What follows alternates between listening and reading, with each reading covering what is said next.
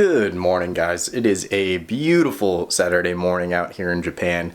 I am super excited. It is probably one of the first Saturdays I've had in a while that I've just had the day to myself and go out and explore and really see what there is to see.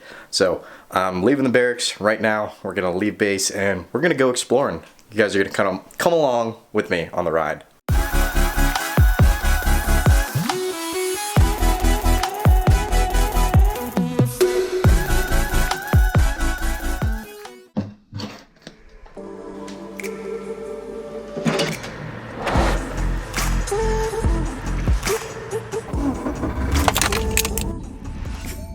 So I'm pretty new to driving the stick shift, and so learning to drive stick shift in a completely different country is probably the absolute worst thing you could do.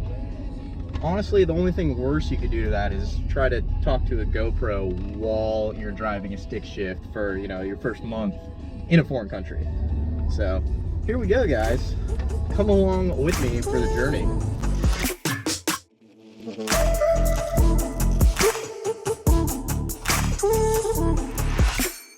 So where I'm currently stationed is Camp Fuji, Japan. Is literally on the base of Mount Fuji, and the famous volcano out here in Japan. Volcano is dormant, you know, luckily. We're not sleeping next to an active volcano. Well, maybe kind of active, I'm not really sure. But anyways, what I'm doing right now is I'm driving to the probably closest beach town, I want to say. Closest town on the shore is what we'll say. It's called Numazu, and I hear there's a pretty cool fish market there from some buddies that have been stationed here a lot longer than I have, and I really want to just go check it out, just look around, you know, maybe buy dinner, who knows, but I kind of just want to see what it looks like and just really experience the culture, because I've never seen anything like that. So I think you guys will think it's pretty cool, and you know, if it's not, I'm gonna probably go look around for some tackle shops, maybe do some scouting for some fishing spots. It's been a cold, snowy, rainy, nasty winter here, and now that we're finally getting into the springtime, it's, you know, it lends itself to you wanting to go outside and experience everything. When it's nasty out, like, all you want to do is just sit inside and not do anything. But it's March, it's awesome, I'm excited, hope you guys are excited.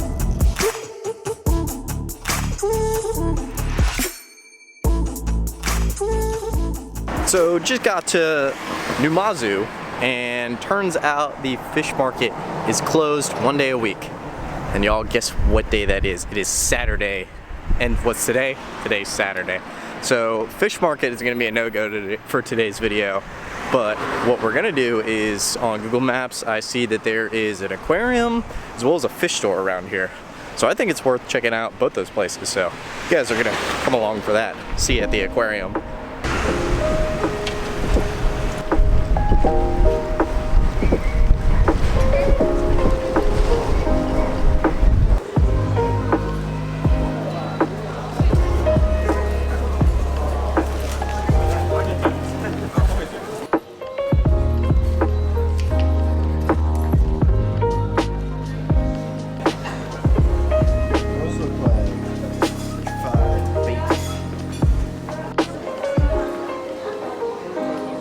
Literally split right down the middle. Look at that squid too, that's awesome. Whole squid.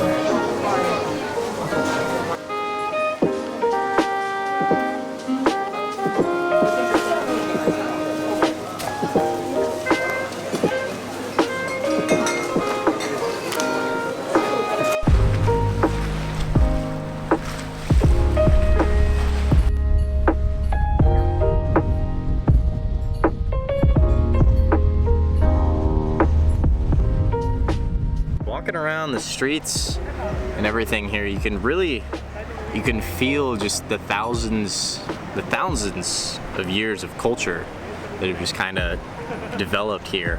You can feel how important, like, fishing and fish and eating fish has been to really the entire society, and like how everything has been adapted throughout the area. Everything in this town you walk around is centered around fish, and you know, the economy people's livelihoods, what they eat, and how they make their money is all, you know, buying fish, selling fish, preparing fish, having restaurants to cook fish, prepare sushi. It's all around here, and you can just feel how ingrained it is in this culture and see it in the people and what they do every day. It's a very, very cool feeling, and you don't get that history in a lot of places, and it's one of those things you can feel it in the place itself. It's very unique. It's really hard to describe.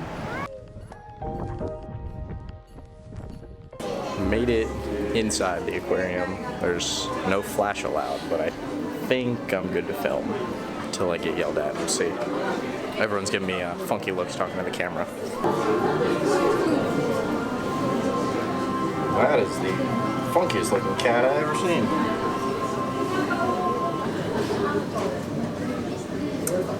Crazy. These are definitely the exact same lionfish that are wrecking our reefs back home.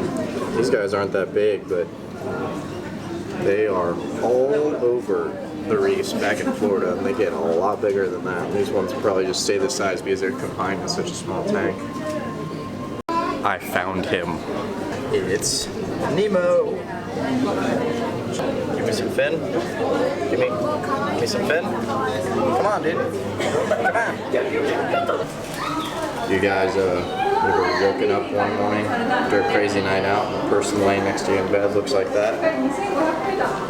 Yeah, me too.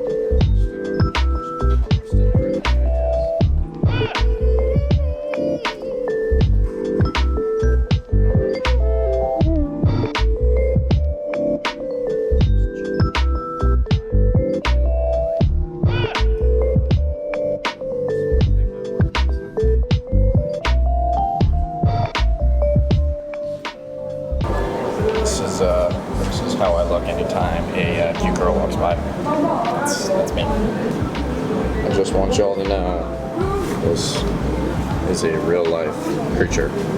The size bigger than my hand. Look at that thing. The biggest cockroach ever.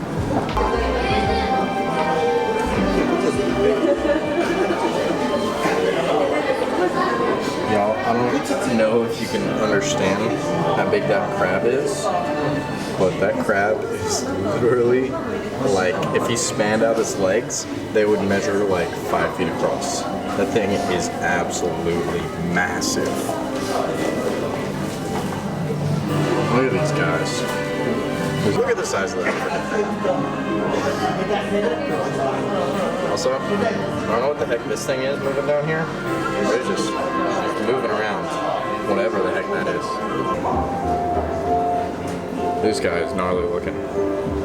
That's like a mix of a freaking golden dorado and a carp and something else. It is as prehistoric looking as hell.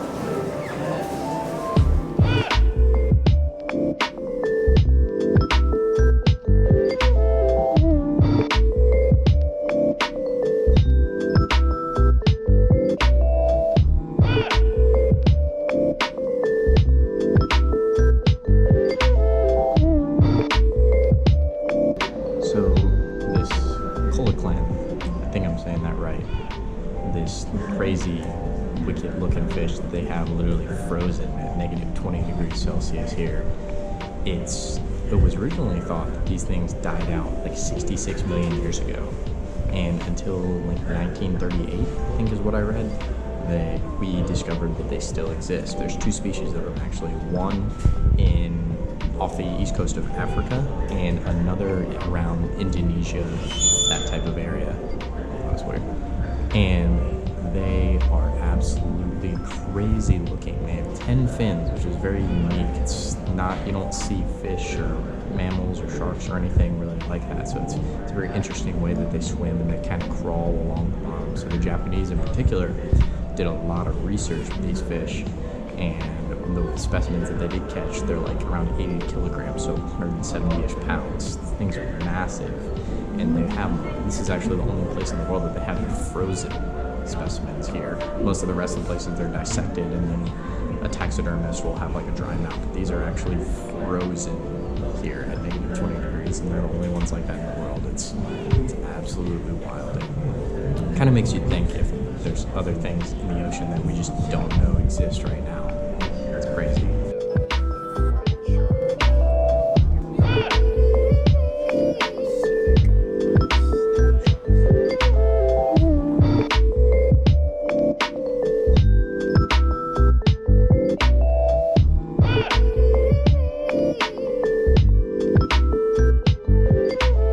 I think after seeing all those fish, I think it's time for some sushi. So this is one of those kind of places where if you come in, there's a grill, and you literally will grill your meal at the table.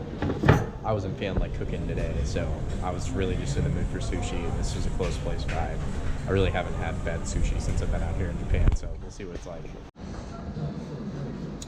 Would you look at that? Got some sashimi, some soy sauce, some white rice. I am about to shout out. This, I'm excited. This looks great. White Lightning, you're still here. Can't believe no one stole you. Left you unlocked all day by accident. Oh God, you piece of crap. But you run and you get me from A to B, so I love you, you piece of crap. So I'm not gonna lie, you guys, I was pretty bummed when I first found out I was coming to mainland. I was gonna have to leave Okinawa because I was just getting in a groove, figuring out the fishing, figuring out the land, and finally got on a good schedule with YouTube.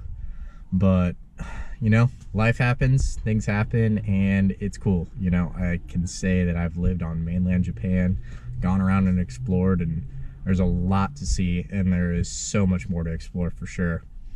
I'm gonna end the video right here, guys, but I appreciate you all so much for watching, and I'll see you guys in that next video. Later.